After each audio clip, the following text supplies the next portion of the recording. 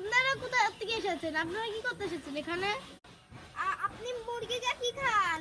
ও আমি মুরগিকে বাদাম খাওয়াই। লোকে বাদাম খেতে পাচ্ছে না, বাদামের কত দাম, আর বাদাম পাওয়া যাচ্ছে না, আর ইনি মুরগিকে বাদাম খাওয়ায়। এটা দেখুন, এটা পরে দেখুন। এটা কি?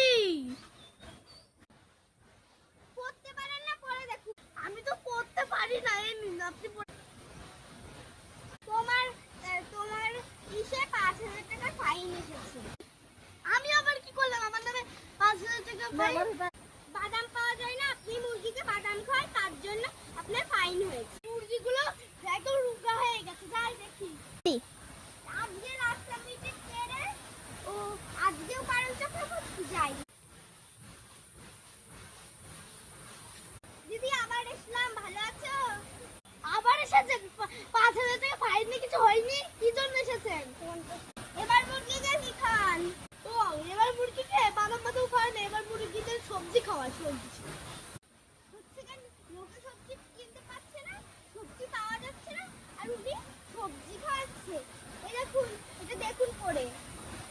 আবার ফাইন? আজকে আবার কয় টাকা ফাইন? আজকে ১,০০,০০০ টাকার ফাইন। আর আমার কাছে তো অতটা নেই, চেক দিচ্ছি, ব্যাংকে যা তুলে নিই। আচ্ছা যাই, মুরগিগুলোকে দেখে আসি।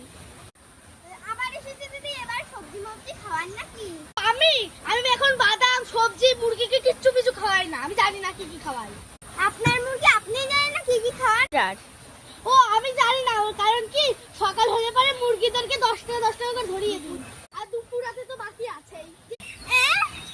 নয় পাগলা ছাগলা নাকি মুরগিদের টাকা দিয়ে দেয়, মুরগিরা কিনতে পারে? পাগল লোকের কাছে ফাইন দেবে না বলে পাগল লোকের কাছে পাঠিয়েছে আমাকে টাকা নিতে।